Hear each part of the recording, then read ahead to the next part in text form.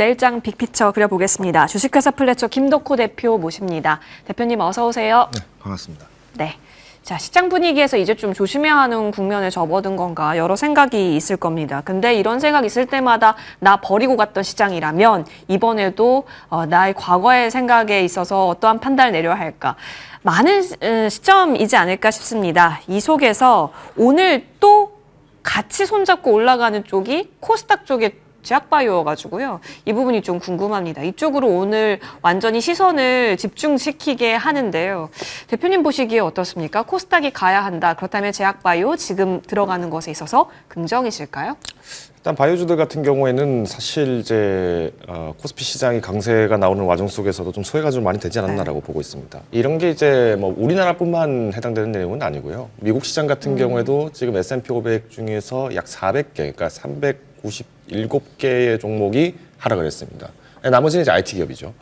자, 그럼 이제 여기서 우리가 주목을 해야 될 거는 이제 이렇게 많은 종목들이 하락을 했는데도 불구하고 지수가 오히려 상승 마감을 했다. 지수가 뭐 사실 보합권에서 마감을 했다라고 얘기를 한다는 거는 그만큼 이제 어떤 특정 종목에 대한 쏠림 현상이 굉장히 많다라는 겁니다. 그렇기 때문에 이제 바이오주들이 오늘 이제 좀 탄력을 보이는 유독 특히 이제 한국에서 탄력을 보이는 이유는 일단 삼성전자 그리고 SK하이닉스의 낙폭이 이제 표시가 되면서 여기에 이제 바이오주로 다시 한번 좀 순환매가 나오지 않았나라고 보고 있는데 만약 이제 순환매라고만 얘기를 하면은 뭐 셀트리온을 비롯해서 뭐 일부 종목이 주가가 안 오르는 종목도 굉장히 많습니다. 반면에 이제 탄력적으로 좀 올라갔던 종목들은 올해 이제 개별 모멘텀을 좀 많이 받다 보니까 올라갔는데 저는 중장기적으로 봤을 때 특히 또 이제 연말이 되면 항상 이제 기대 심리가 올라가는 게 바이오주들 특히 이제 뭐 접종이라든가 바이러스 여러 가지 이슈들이 있기 때문에 저는 실적 면에서만 조금 우려를 대비해서 우리가 익절가 그리고 손절가만 이제 굉장히 좀 예리하게 잡고 접근을 하신다라면은 현 시점에서도 충분히 매매는 가능하지 않겠는가 판단을 하고 있습니다. 그러면 우리 김덕호 대표님께서 관심 있게 보는 제약바이오가 어딜까 이 부분으로 좀 넘어가야 될 것 같고요. 추가 시세 후보군 함께 확인해 보시죠. 오늘 바이오주 내에서 세 종목 챙겨와 주셨고 네이처셀, HK이노엔, 동국제약 이렇게 압축해 주셨네요. 오늘 이제 HLB 그룹이 네. 주가 잘 갔어요. 맞아요. HLB 그룹에 잘 갔는데 사실 이제 FDA로부터의 승인이 계속 이제 미뤄지는 와중에도 오늘 왜 잘 간다라고 봤더니 글로벌 운영사의 글로벌 이제 헤지펀드 그룹인 것 같아요. 여기서 이제 좀 자금 투자를 하다 보니까 상승을 했는데 저는 이런 모습과 비슷하게 좀 네이처셀도 좀 더 기대가 되고 있다라고 말씀을 드릴 수 같습니다. 이제 조인트 스템 같은 경우에는 이제 우리나라 식약처에서 3번이나 거절을 했던 제품입니다. 반면에 이제 미국 진출은 이제 계속 지속적으로 투자를 하겠다라고 이미 지금 발표한 상황이고요. 미국 내에서도 연구 단지를 좀 조성을 하겠다라고 얘기를 나왔어요. 그러면 결론적으로 지금처럼 미국이 생물보안법 이슈를 꺼내들면서 계속 이제 중국에 대한 어떤 기술 탈취 의혹에 대해서 좀 자유로울 수 있는 모멘텀을 좀 잡는다는 입장에서 봤을 때 이 네이처셀도 한번 좋은 기회가 오지 않을까라고 판단을 하고 있습니다. 다만 이제 좀 아쉬웠던 점은 이제 식약처가 계속 이제 3번이나 거절을 한 이력이 있다 보니까 미국 진출의 속도가 조금 지연될 것이다라는 얘기들도 굉장히 많이 있습니다만은 올해 이제 2027년도까지 목표를 잡고 있기 때문에 저는 충분히 생물보안법에 뭐 가결이 되지 않았다라고 하더라도 여기에 대해서 미국 정부에 대한 어떤 보호는 받을 수 있지 않겠는가라고 판단을 하고 있습니다. 두 번째 종목은 이제 HK노엔입니다. 네. 물론 이제 술을 좋아하시는 분들은 이 HK노엔 항상 이제 하이트질로 함께 매매한다 뭐 이런 얘기도 많으실 종목일 텐데 K캡 특히 이제 영구성 식도염 관련해서 이제 이 K캡 매출이 굉장히 잘 나오고 있습니다. 또 더불어서 이제 수액제 그리고 뭐 컨디션까지 매출 좀 나오고 있는데 사실 컨디션을 비롯해서 이제 뭐 헛개수 그러니까 음료 쪽 매출은 좀 감소를 많이 했습니다. 그러니까 다행스럽게도 이제 KK 매출이 좀 여기를 보완을 많이 해주는데 뭐 앞으로 이제 장기 트렌드를 봤을 때는 뭐 우리가 이제 이노엔 같은 경우에도 지난 1분기, 2분기 실적에 대비했을 때 3분기 실적도 무난하게 나올 것으로 지금 전망을 하고 있습니다. 다만 이제 우려가 되는 거는 이 한국콜마그룹의 이제 경영권 문제 이게 지금 문제가 되다 보니까 아무래도 이제 HK 이노엔하고 콜마 B&H가 지금 함께 주가가 좀 향관이 좀 다르게 나오는 모습이 있다는 점은 좀 참고하시면 좋을 것 같고요. 마지막으로 이제 동국제약입니다. 동국제약 같은 경우에는 뭐 저도 이제 종종 자주 강조를 드렸습니다만은 3분의 1 정도가 이미 뷰티 쪽에서 나오고 있습니다. 센텔리안 24에서 또 좋은 오름들을 보이고 있고요. 또 이번에 이제 DDS 전용 공장을 또 이제 확대 건설을 하겠다라고 지금 얘기가 나왔습니다. 사실 이제 동국제약 같은 경우에도 DDS 같은 경우에는 뭐 어떻게 보면은 이제 96년도, 99년도에 이제 이어서 이제 제품들을 만들다 보니까 여기 기술력을 좀 확보를 많이 했었는데 저는 뭐 충분히 이제 도전이 가능하다라고 좀 판단하고 있습니다. 지금 이제 동국제약 같은 경우에는 ETC, 그러니까 전문의약품 시장 쪽도 좀 더 확대를 공격적으로 하고 있는 모양이에요. 영업이익 같은 경우에는 좀 일시적으로 좀 조정은 나올 수 있다고 봅니다. 그렇지만 오히려 우리가 내년 그리고 상반기, 하반기까지도 충분히 기대를 해봤을 때는 여전히 지금 현재 주가는 뭐 펀더멘탈 대비했을 때 뭐 그렇게 부담스럽지 않은 위치다라고 판단을 하고 있습니다. 알겠습니다. 세 종목에 있어서 포인트들 짚어주셨으니까요. 관심 종목으로 잘 살펴보시죠. 오늘 양대시장 마무리 구간입니다. 동시호가 구간인데요. 코스피가 4,120선까지 일단은 내려오고요. 코스닥도 926선에서 그래도 제약바이오 종목들에 힘입어 1.34% 플러스권 혼조 마감 대기하고 있습니다. 오늘 시장에서 사실 유독 삼성전자나 SK하이닉스와 같은 종목군들이 현재 구간 5%대 마이너스권을 보이고 있다는 겁니다. 이 속에서 지켜주고 있는 쪽은 두산에너빌리티가 그래도 플러스권에서 현재 구간 계속 보합권 등락을 이어갔죠. 자리를 지킨다 이런 의견으로 보시면 좋을 것 같습니다. 코스닥 시총 상위주가 오늘 또 여러 제약바이오단에서의 흐름이 나왔습니다. 알테오젠이 5% 가깝게 올라가면서요. 54만 8천 원 오늘 신고가 돌파 이야기가 또 있었습니다. 오늘 장도 고생 많이 하셨습니다.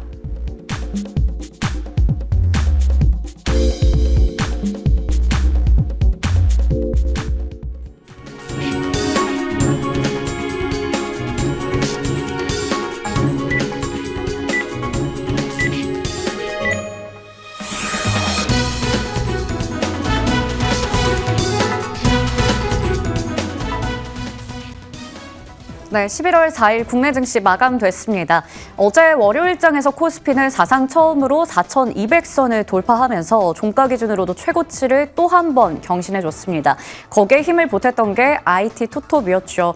근데 오늘은 이 반도체 대형주 쪽에서 차익 매물이 좀 나오면서 코스피 지수는 다소 숨고르기 양상을 나타냈습니다. 그런 가운데 코스닥에서도 그동안 다소 이제 아쉬웠었던 바이오텍이 강하게 또 올라가주면서 오늘 코스닥과 코스피 시장 온도차가 극명하게 났습니다. 코스피 지수는 2%가 넘게 하락하면서 4,125선에서 마무리 지었고요. 코스닥 지수는 1.3%까지 오름세를 나타내면서 926선에서 마감 지었습니다. 달러원 환율이 오늘 좀 많이 올랐네요. 9원 10전가량 상승하면서 다시 한번 1,430원대 후반까지도 찍고 있는 상황입니다. 자, 그러면 이어서 수급 한번 체크해 보겠습니다. 어제 사실 거래소에서 외국인들이 좀 많이 팔았었죠. 그런데 오늘은 조 단위로 더 많은 물량을 내던졌습니다. 무려 2조 원이 넘는 물량이 나왔고요. 기관 쪽에서도 오늘 4,600억 원이 넘게 좀 파는 모습 확인됐습니다. 반면에 개인들이 2조 6천억 원가량 사는 모습 확인되네요. 자, 이어서 코스닥 시장도 체크해 보겠습니다. 여기서는 또 반대입니다. 메이저 주체들은 모두 다 사자색 각각 2천억 원 가까이 샀고요. 개인들은 3,500억 원 가까이 팔았습니다. 자, 그러면 이어서 시가총액 상위주의 움직임 머니맵으로 훑어보도록 하겠습니다. 자, 이슈들 하나씩 짚어볼 텐데요. 앞서 말씀드린 대로 반도체 대형주 쪽에서 오늘은 좀 쉬어가는 모습들이 확인됐습니다. 하나씩 종목들 체크해 보도록 하겠습니다. 어제 삼성전자가 11만 전자 그리고 SK하이닉스가 60만 닉스를 기록을 했죠. 62만 원까지도 올라갔었죠.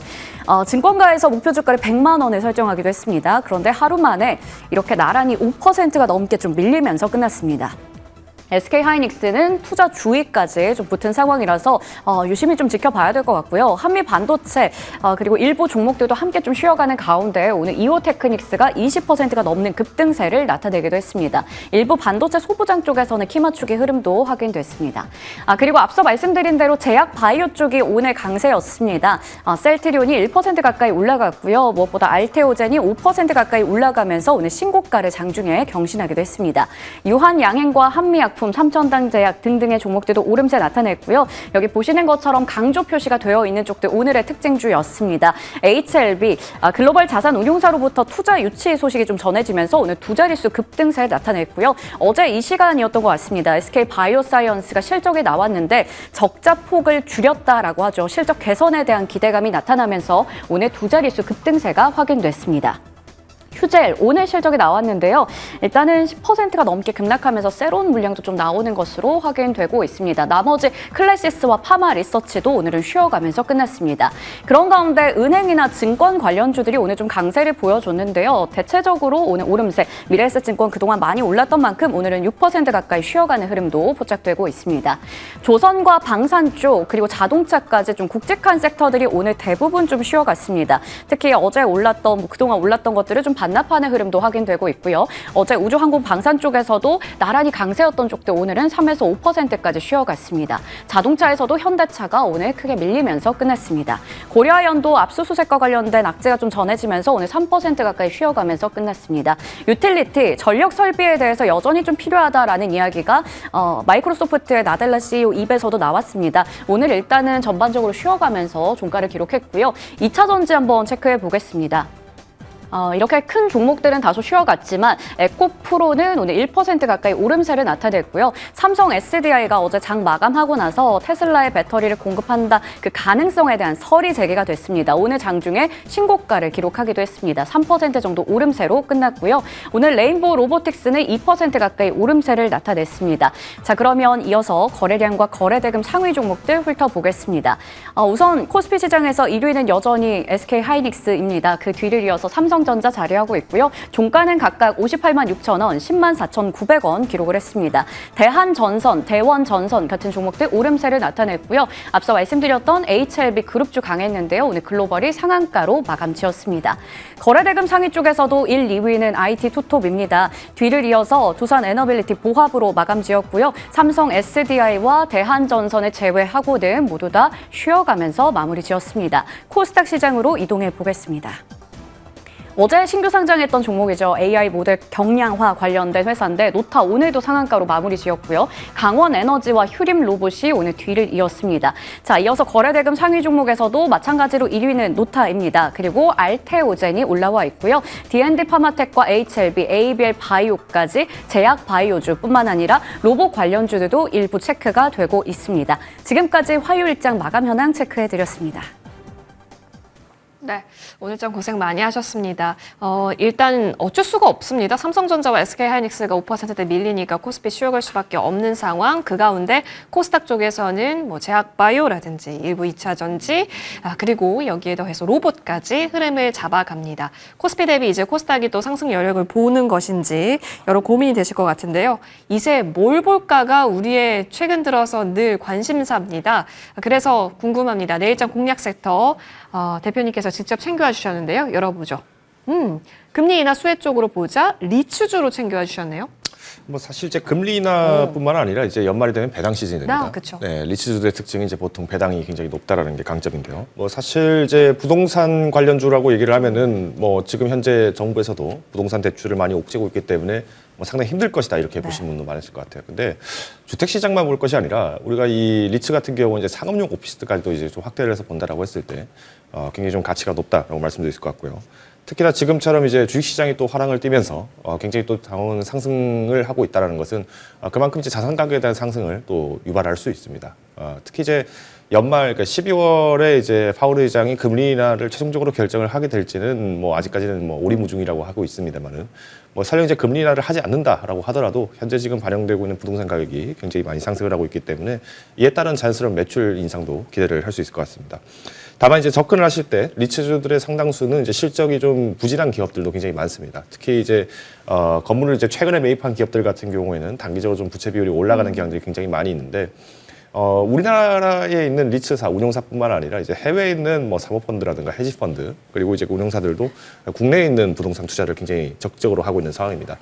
따라서 오히려 이제 엑시트 물량들이 좀 있을 경우에는 또 그동안 이제 좀 발목을 잡았던 물량들을 좀 해소를 하게 되면서 신규 사업 탄력성을 좀 얻을 수 있기 때문에 종목별 가림이 굉장히 중요하다 말씀을 드리겠습니다. 네, 그러면 종목으로 바로 넘어갑니다. 사실 리츠만 검색해도 여러 종목군이 좀 나올 것 같기는 한데 그 가운데 탑픽 종목은 어떤 거고 어떤 기준이었을까요? 열어보겠습니다. 신한 알파 리츠. 리츠 중에서도 고르는 그런 것들이 있어요, 기준이? 우선 이제 리츠 기업들 같은 경우는 네. 이제 어떤 물건을 갖고 있나요? 굉장히 중요합니다. 뭐 이제 신한알파리츠 같은 경우는 이제 상업용 오피스를 굉장히 잘 가지고 있고요. 뭐 우리가 이제 뭐 신한라이프 아마 아실 겁니다. 보험사죠. 이 신한라이프가 있는 강남에 이제 설릉에 있는 신한 L타워 이런 기업들을 갖고 있습니다. 사실 경기가 부진해도 보험사들은 건물 올린다고 할 정도로 굉장히 탄탄한 뒷배경을 갖고 있기 때문에 같은 이제 신한그룹 내에서는 또 그래도 매출 좀 잘 만들지 않겠는가라는 기대감을 좀 갖고 있습니다.